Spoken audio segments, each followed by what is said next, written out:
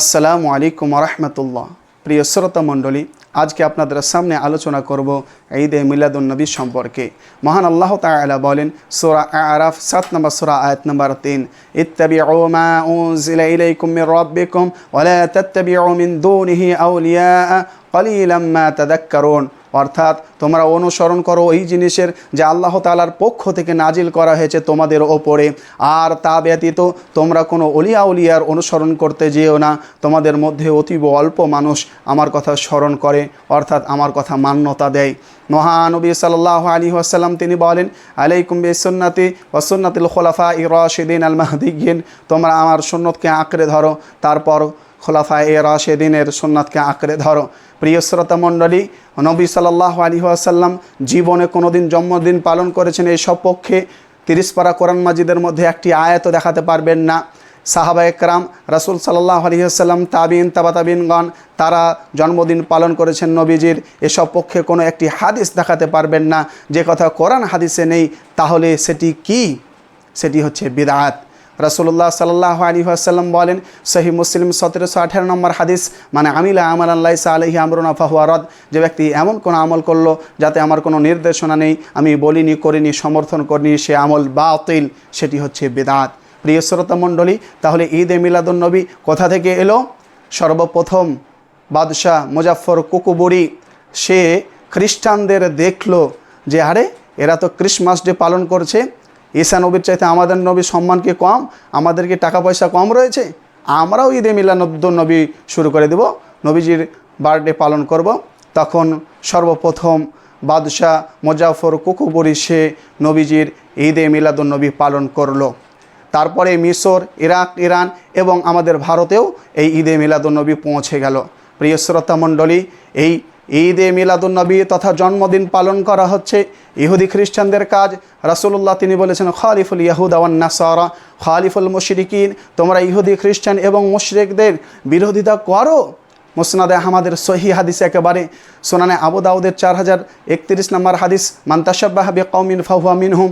যে ব্যক্তি কোনো বেজাতির সাদৃশ্য অবলম্বন করবে সে তাদেরই একজন। সূরা মাইদা 5 নম্বর সূরা আয়াত নম্বর 57, ওয়া মান ইয়াতাওয়াল্লা মিনকুম ফাইন্নাহু মিনহুম। যে ব্যক্তি তোমাদের মধ্যে মুখ ফিরিয়ে নেবে, তাদের সাথে সম্পর্ক রাখবে, তাদের কৃষ্টি কালচারকে গ্রহণ করবে, সে তাদেরই একজন। প্রিয় শ্রোতা মণ্ডলী, আমাদের মুসলিম সোসাইটিতে দেখবেন অনেকেই ঈদে মিলাদুন্নবী পালন করে, অনেকেই বিবাহ বার্ষিকী পালন করে, অনেকেই নিজের ছেলে মেয়ে স্ত্রীর কি করে বার্থডে পালন করে। এটা হচ্ছে ইহুদি খ্রিস্টানদের কাজ, এটা করা যাবে না, এটা করা যাবে না। নবীজিকে ভালোবাসতে হবে এ কথা ঠিক, নবীকে ভালোবাসতে হবে এ কথা ঠিক। সহিহ বুখারীর 15 নম্বর হাদিস, পৃথিবীর সবচাইতে বেশি ভালোবাসতে হবে নবী সাল্লাল্লাহু আলাইহি ওয়াসাল্লামকে। ইমানের স্বাদ পাওয়া যাবে নবী সাল্লাল্লাহু আলাইহি ওয়াসাল্লামকে ভালোবাসলে। সহিহ বুখারীর 16 নম্বর হাদিস, আল্লাহ তাআলাকে পেতে গেলে নবীকে ভালোবাসতে হবে। সূরা আলে ইমরান 3 নম্বর সূরা আয়াত নম্বর 31। তবে নবীকে ভালোবাসার অর্থ এটা না যে বেদাত চালু করবেন। নবীকে ভালোবাসবেন কিভাবে? ফাত্তাবিউনি ইউহিব্বুকুমুল্লাহ। অনুসরণ করে, আল্লাহ নবী বলছেন আমার অনুসরণ করলে আল্লাহ তাআলা তোমাদেরকে ভালোবাসবে। অতএব নবীর আনুগত্য কিভাবে করবেন, নবীজি জন্মদিন কিভাবে পালন করেছেন। একজন সাহাবী জিজ্ঞাসা করলেন আল্লাহ নবীকে, আপনি সোমবারে কেন রোজা রাখছেন? আল্লাহ নবী বললেন, ফিহে উলিদতু, এই সোমবারে আমার জন্ম, এই সোমবারে আমার উপরে ওহী নাজিল শুরু হয়েছে, এই সোমবারে আমাকে কোরআন দেওয়া হয়েছে, এই সোমবারে জান্নাতের দরজা খুলে দেওয়া হয় এবং সকল পাপী বান্দাকে আল্লাহ তাআলা ক্ষমা করে দেন, মুশরিক এবং হিংসুককে আর বেদাতিকে ছাড়া এই 3 ধরনের মানুষকে আল্লাহ তাআলা ক্ষমা করেন না।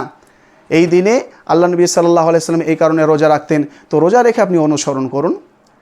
ঈদে মিলাদুন্নবী, নবীজির জন্মদিন পালন যদি করতে হতো, নবীজির জন্মদিন যদি কোরআন হাদিসে থাকতো, নবীজি বলতেন না? অবশ্যই বলতেন। যেই নবী আমাদেরকে পেশাব পায়খানা করার পদ্ধতি শিখিয়ে দিয়েছেন, কিভাবে বসতে হবে, কোন দিকে বসতে হবে, কোন হাতে ইস্তেঞ্জা করতে হবে।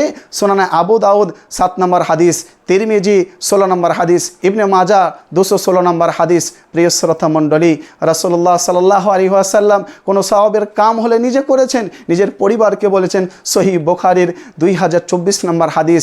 এবং এমনকি সাহাবায়ে কেরামকেও বলেছেন, তাহাররাউ লাইলাতুল কদর ফিল আশরিল আওয়াখির মিনা রমাদান। অর্থাৎ তোমরা শেষ দশকের বিজোর রাতগুলিতে লাইলাতুল কদর অনুসন্ধান করো। রাসূলুল্লাহ সাল্লাল্লাহু আলাইহি সাল্লাম নিজে লাইলাতুল কদর অনুসন্ধান করার জন্য জাগতেন, পরিবারকে জাগাতেন এবং সাহাবায়ে কেরামদেরকেও বলতেন তোমরা রাত্রি জাগরণ করো, লাইলাতুল কদর অনুসন্ধান করো। সহিহ বুখারী 2220 নম্বর হাদিস। প্রিয় শ্রোতা মণ্ডলী, নেকির কাজে আল্লাহর নবী কোনো জিনিস আমাদের কাছে গোপন রাখেননি। এমনকি বিদায় হজের ভাষণে আল্লাহর নবী বলেছেন, আলা হাল বাল্লাগতুকুম, আমি কি তোমাদের কাছে পৌঁছে দিয়েছি কোরআন হাদিসের বাণী, আল্লাহ তাআলার বিধান? তখন সাহাবায়ে কেরাম বলেছিলেন, হ্যাঁ আল্লাহর নবী আপনি পৌঁছে দিয়েছেন আমাদেরকে। তখন আল্লাহর নবী বললেন, ফালিয়ুবাল্লিগুল গায়ব শাহিদুল গায়বা, যারা উপস্থিত রয়েছে তারা যেন অনুপস্থিত ব্যক্তিদের কাছে পৌঁছে দেয় এই কথাগুলি। প্রিয় শ্রোতা মণ্ডলী, রাসূলুল্লাহ সাল্লাল্লাহু আলাইহি ওয়াসাল্লাম এই জন্মদিন যদি থাকতো তাহলে কি তিনি বলে দিতেন না? অবশ্যই বলে দিতেন। দিন ইসলাম পূরণ হয়ে গিয়েছে।